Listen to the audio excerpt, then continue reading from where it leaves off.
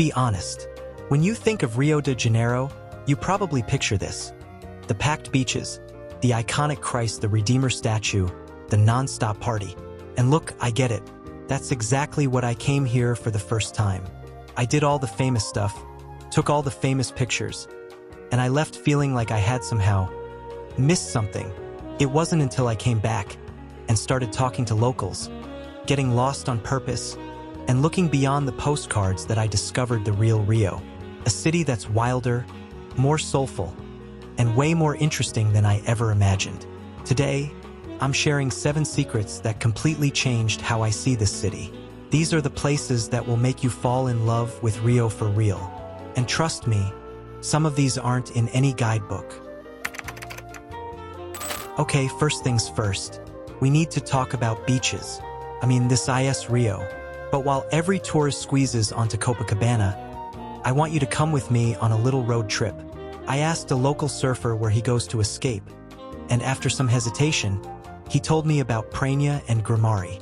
Getting here is an adventure in itself.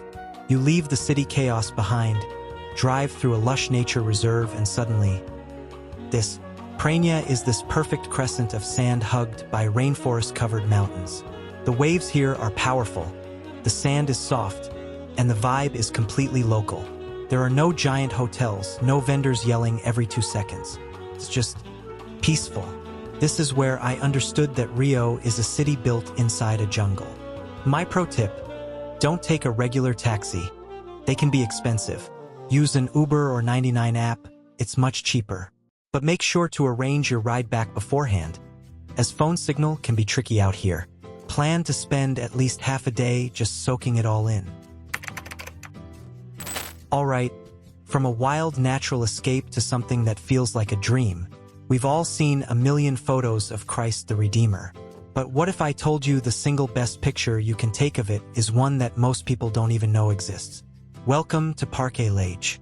You walk through this beautiful, slightly chaotic park, and you stumble upon this mansion.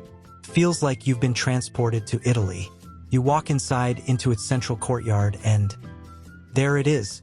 The pool perfectly reflects the sky, and rising directly above the palace, framed by the arches, is the Christ statue. I literally gasped when I first saw it. It's a view that feels composed, perfect, almost unreal. It's an art school, so the whole place has this creative, bohemian energy. This next place is pure, unfiltered chaos, and I mean that in the absolute best way possible. If you want to find the true, beating heart of Brazil's culture, you have to go to the Feira de São Cristóvão. Forget the tourist traps. This is a massive indoor market dedicated to the culture of Northeast Brazil. The moment you step inside, your senses just explode. You've got the smell of carne de sol grilling over charcoal, the sound of live forró music, this super energetic, beautiful folk music, and an ocean of people eating, drinking, shopping, and dancing. I just grabbed a plate of food I couldn't pronounce, found a seat, and watched couples dance for an hour. It was mesmerizing. This place has zero pretension. It's just pure, joyful, authentic Brazil. Go on a weekend night. Be adventurous and try the Apim com carne de sol. Okay, controversial opinion time. Everyone pays a fortune and waits in line to go up Sugarloaf Mountain for the sunset. Let me tell you a secret.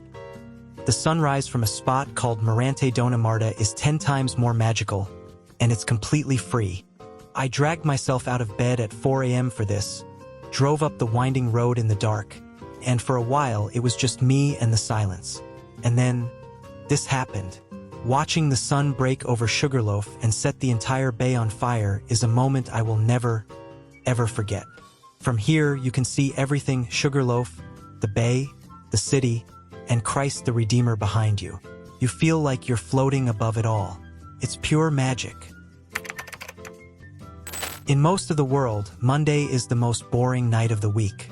In Rio, it's the most exciting, because on Monday nights, you don't go to a club, you go to a historic square called Pedra do Sal. This isn't a performance. This is a weekly ritual. This small square is literally the birthplace of Samba. Musicians gather in a circle for a Roda de Samba, a jam session and hundreds of locals pack the streets to sing along to songs everyone seems to know by heart. My advice? Don't try to get right in the middle. Grab a cheap, strong caipirinha from a street stall, find a spot on the stone steps, and just let the energy wash over you. It's raw, it's real, and it's the musical soul of Brazil coming alive right in front of you. After all that adventure, you need to learn how to relax like a true carioca. And there's a simple, perfect ritual for that. It involves a low wall, a cold beer, and one of the best sunsets in the city. It's called the Mureta de Urca. The concept is beautiful in its simplicity. You don't sit in the bar.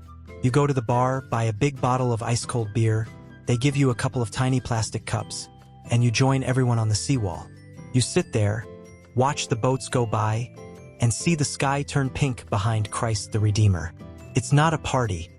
It's a collective sigh of contentment. It's the cheapest therapy in Rio, and it feels completely authentic. For our final secret, we have to go to a place you would never expect to find in a city famous for its beaches.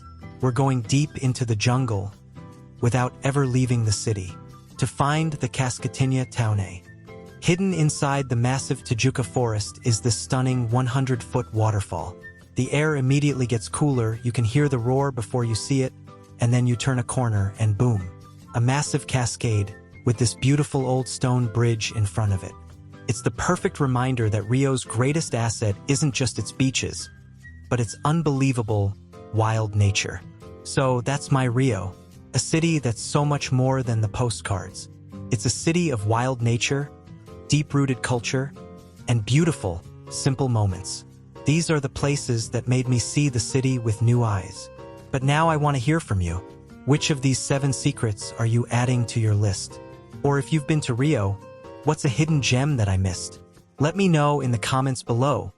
Let's build a better travel guide together. And if you believe that travel is about finding these hidden corners and authentic experiences, then you've found your community. Make sure you subscribe and join us for more adventures across South America. Thank you so much for watching. Next time, we're flying south. We're trading the samba of Rio for the passionate tango of one of South America's most elegant capitals, Buenos Aires, Argentina. You won't want to miss it. Until then, stay curious.